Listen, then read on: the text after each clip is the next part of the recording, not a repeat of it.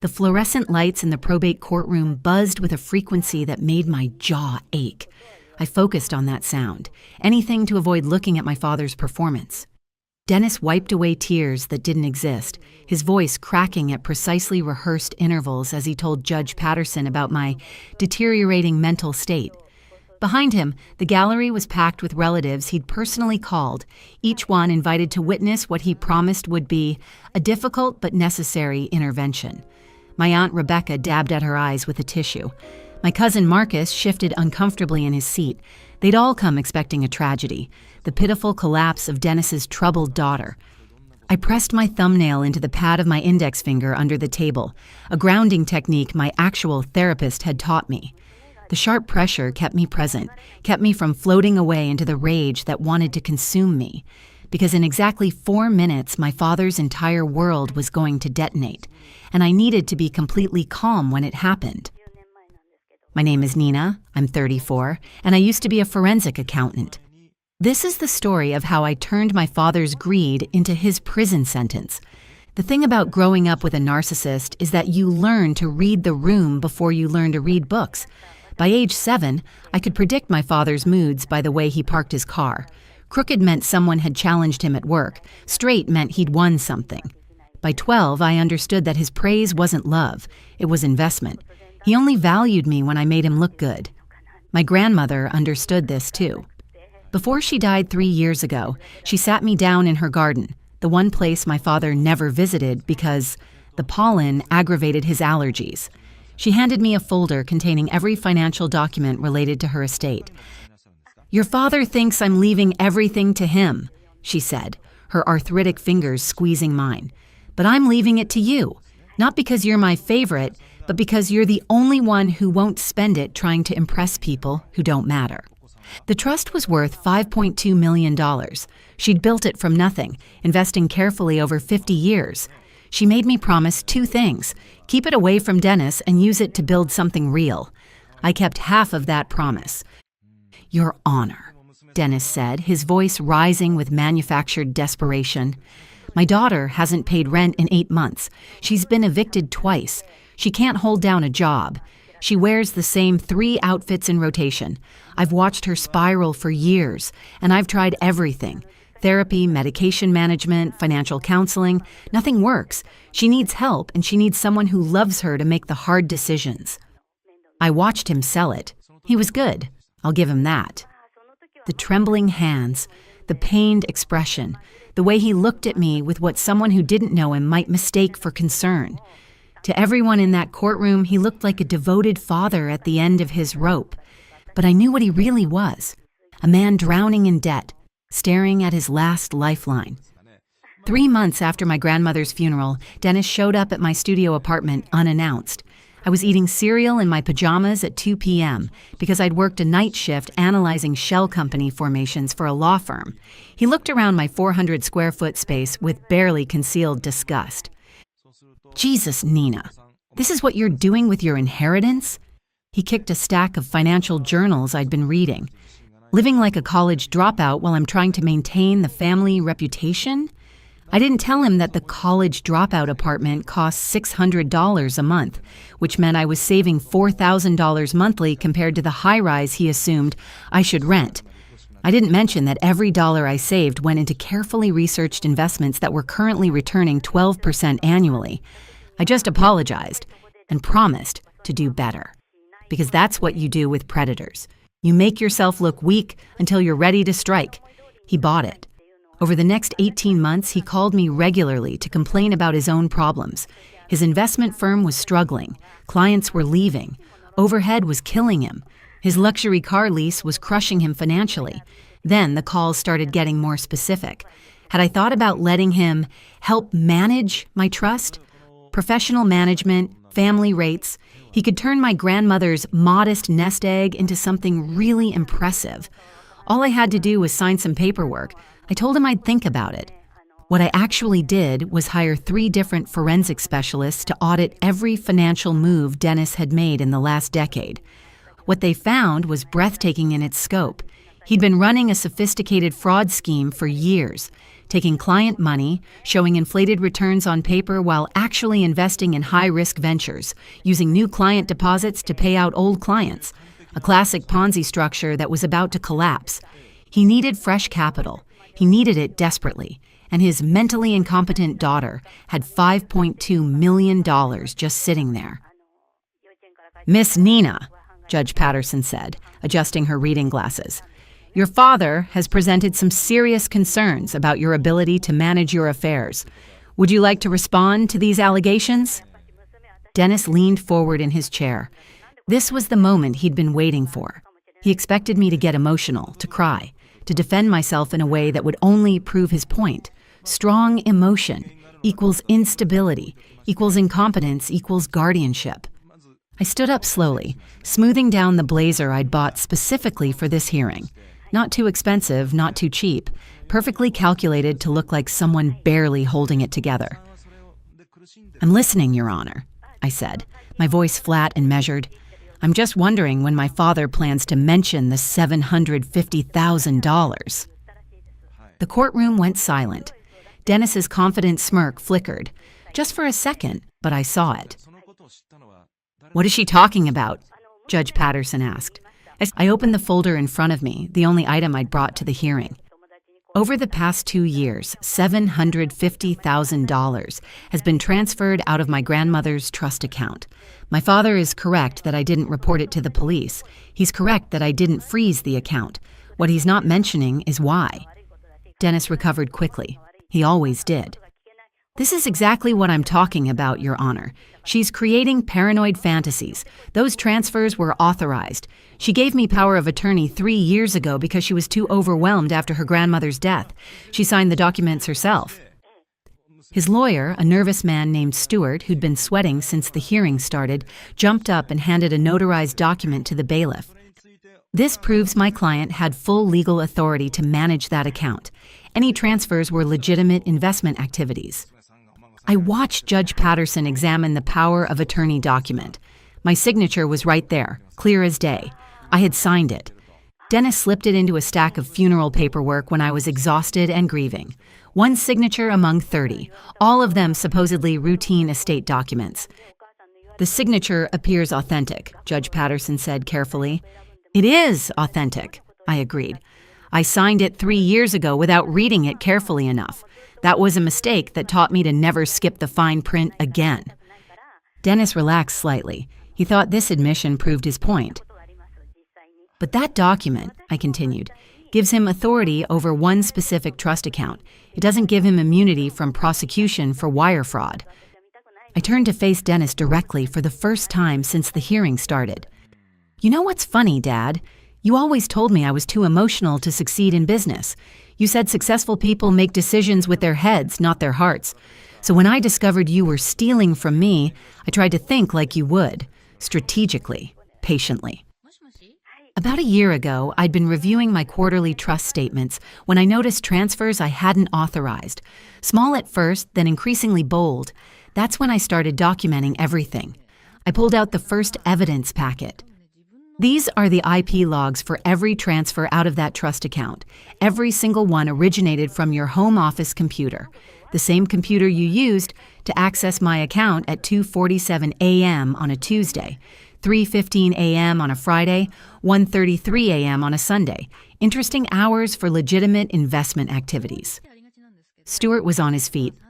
"Your Honor, these," I continued, placing down a second packet, "are the wire transfer confirmations. The money didn't go to legitimate investment firms. It went to something called Apex Consulting, a shell company registered in Nevis, a company you incorporated 3 years ago using your girlfriend's maiden name. I'm sorry. Should I say current girlfriend? I know there have been several." The gallery erupted. My aunt's tissue dropped from her hand. My cousin Marcus's mouth fell open. Dennis's face had gone from confident to pale to red in the span of 30 seconds. "She's making this up. She's sick. Can't you see? This is paranoid delusion." "Paranoid," I repeated. "That's the word you used when I was 16 and told Mom you were having an affair. You said I was paranoid, reading too much into innocent business dinners. Mom believed you. She always believed you." I placed a third document on the judge's bench. This is the private investigator's report from that time. Turns out I wasn't paranoid. I was just observant. Mom found this report after she filed for divorce. She never told you she hired someone, she just quietly gathered her evidence and left. I looked back at Dennis. I learned everything I know about patience from watching her. Judge Patterson held up her hand. Miss Nina, I need to understand something. If you knew about this theft, if you had this evidence, why didn't you report it immediately? Why allow it to continue? This was it. The question I'd been waiting for. Because of something my grandmother told me before she died, I said. She said, your father has been skating by on charm and intimidation his whole life. He's never faced real consequences because he's always kept his crimes just small enough to forgive. If you ever get the chance to stop him, don't wound him. End it completely. I turned back to Judge Patterson. If I'd stopped him at $50,000, it would have been a civil matter. Family dispute. He would have claimed misunderstanding, paid some restitution, maybe gotten probation, and in 5 years, he'd be right back here trying to access my accounts again, claiming I'd moved past it and forgiven him. I let that sink in for a moment. So I disabled the security alerts on my account. I documented every theft. I waited until he'd stolen enough to cross state lines multiple times with wire transfers exceeding $500,000 total. That creates a pattern of interstate wire fraud sufficient to trigger federal charges. I didn't lose $750,000, Your Honor. I spent it. That was the price of making sure my father never gets the chance to do this to anyone else. The courtroom was dead silent. Even the bailiff had stopped moving. Dennis lunged forward, his careful facade completely gone. You little... Stewart grabbed his arm, yanking him back down, but the damage was done. The mask had slipped. But that's not all, is it, Dad? I asked softly. You didn't just come here to take control of my trust. You came because you're desperate. Your Ponzi scheme is collapsing. You've got about 6 weeks before your clients realize their portfolio statements don't match reality. You need my money to plug the holes. I placed the final document on the bench. This is a forensic audit of Dennis's investment firm. It shows a classic Ponzi structure with approximately $4.3 million in fraudulent liabilities. Clients think they're earning 12% annually. They're actually losing everything. Stewart was frantically whispering to Dennis, but Dennis wasn't listening. He was staring at me like he'd never seen me before. How? He whispered. How did I figure it out? I smiled, but there was no warmth in it. I'm a forensic accountant, Dad. It's literally what I do. You taught me to read people. My actual education taught me to read financial statements. Turns out I'm better at both than you ever were. Judge Patterson set down her pen. Her expression had shifted from judicial neutrality to something harder. Mr. Dennis, I'm denying your petition for conservatorship. Furthermore, I'm ordering these documents to be immediately forwarded to the U.S. Attorney's Office for review. Dennis's face crumbled, not with shame. He was incapable of that, with rage and disbelief that his incompetent daughter had outmaneuvered him. But wait, Stewart said desperately. The power of attorney is valid. Those transfers were authorized for account management, I interrupted, not for personal enrichment. Not for funneling money into shell companies, not for propping up a fraudulent investment scheme. The power of attorney doesn't give him the right to commit federal crimes with my money. I turned to Dennis one last time. You called me incompetent, mentally unfit, a danger to myself. You dragged our entire family here to watch you take control of my life. But here's what you never understood, Dad. I learned from the best. You taught me that family is just another word for leverage. You taught me that trust is a weapon if you know how to use it. You taught me to always have a backup plan. I gathered my documents and slid them back into my folder. The difference between us is that my plans actually work. The bailiff was already moving toward Dennis as Judge Patterson made a phone call. I could hear her saying something about immediate notification to federal authorities. As I walked toward the courtroom exit, I passed my Aunt Rebecca. She reached out as if to touch my arm, maybe to apologize, maybe to ask if I was okay. I kept walking. She'd sat there silently while Dennis tried to have me declared incompetent. She'd believed him without question because it was easier than challenging him. Outside the courthouse, the afternoon sun felt different, cleaner somehow. I stood on the steps for a moment, breathing in air that didn't taste like recycled courtroom atmosphere and my father's desperation. My phone buzzed, a text from my actual therapist. "How did it go?" I typed back. "I'm free." 3 weeks later, federal marshals arrested Dennis at his office. The charges included wire fraud, investment fraud, and perjury related to his courtroom testimony. His face was on the local news that night, doing the perp walk in handcuffs. The confident swagger was gone. He looked small and old and scared. His girlfriend, the one whose maiden name he'd used for the shell company, had apparently known nothing about it. She cooperated with investigators and left him before the arrest was even made public. I didn't watch the footage. I didn't need to. I was busy closing the sale on his downtown office building, the one I'd quietly purchased 8 months earlier through my own shell company. Shortly after, I'd confirmed the extent of his fraud. He'd been so focused on accessing my trust that he never noticed I'd become his landlord. The eviction notice was delivered the same day as his arrest. 30 days to vacate. Professional, legal, and absolutely final. My aunt called that night. "Nina, I'm so sorry. We had no idea. If we'd known what he was really doing—" "You did know," I said calmly. "You knew he was a liar. You knew he was manipulative. You've known for 30 years. You just didn't care because it wasn't your problem. Now it's not my problem either." I hung up before she could respond. Here's what I learned from all of this. Sometimes the strongest revenge isn't dramatic confrontation. It's not screaming or fighting or trying to make them understand what they did wrong. Sometimes the strongest revenge is simply becoming someone they can never touch again. My father thought he could control me because I was quiet. He mistook careful observation for weakness. He confused patience with passivity. And by the time he realized his mistake, he was already standing in the trap he'd built for himself. I didn't destroy my father's life. I just held up a mirror and forced him to face what he'd been doing in the shadows. The destruction was all his own work. I just made sure he couldn't walk away from it this time. Dennis ultimately took a plea deal to avoid a lengthy trial. He pled guilty to wire fraud and investment fraud in exchange for a reduced sentence of 8 years in federal prison. He'll be eligible for parole in 5 years if he demonstrates good behavior, which seems unlikely given that he's spent the first 6 months filing frivolous appeals and claiming he's the victim of a conspiracy. 2 years later, my life looks completely different. I live in a real apartment now, not because I needed my father's approval, but because I don't need to prove anything anymore.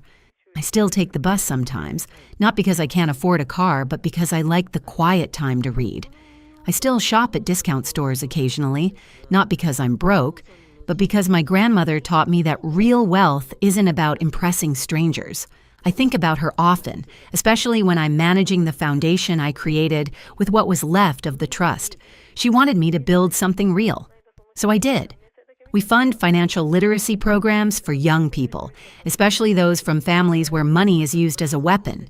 We teach them to read contracts, to understand compound interest, to recognize the warning signs of financial abuse. We teach them to trust themselves more than they trust people who claim to know better. My mother reached out after she saw the news about Dennis's arrest.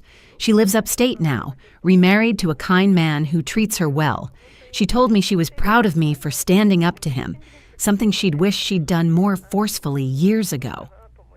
We meet for coffee once a month, slowly rebuilding a relationship that Dennis had worked hard to poison. Some people never learn. Some people are so committed to being the hero of their own story that they'll rewrite reality rather than face the truth. I hope Dennis has a lot of time to think in prison. I hope he eventually understands that I didn't do this because I hated him. I did it because I finally loved myself more than I feared him. If you're reading this and you recognize yourself in my story, if you've got a parent or a relative who's trying to convince everyone you're incompetent, who's trying to take control because they're drowning in their own failures, I want you to know something. You're not crazy, you're not incompetent, and you're not alone. The people who call you paranoid are often the ones with something to hide. The ones who say you're too emotional are usually the ones manipulating your emotions. The family members who accuse you of tearing the family apart are typically the ones who've been quietly breaking it for years. Trust your instincts. Document everything. And remember that sometimes the most loving thing you can do for yourself is to stop trying to save someone who's determined to drown. Before you go, here's a quick bonus for sticking around. If you love learning and growing like I do, you need to try audiobooks. I've got an exclusive deal with Audible. Your first month is completely free. That's access to over 500,000 titles, zero cost to you. All the details are waiting in the description. Don't miss this one.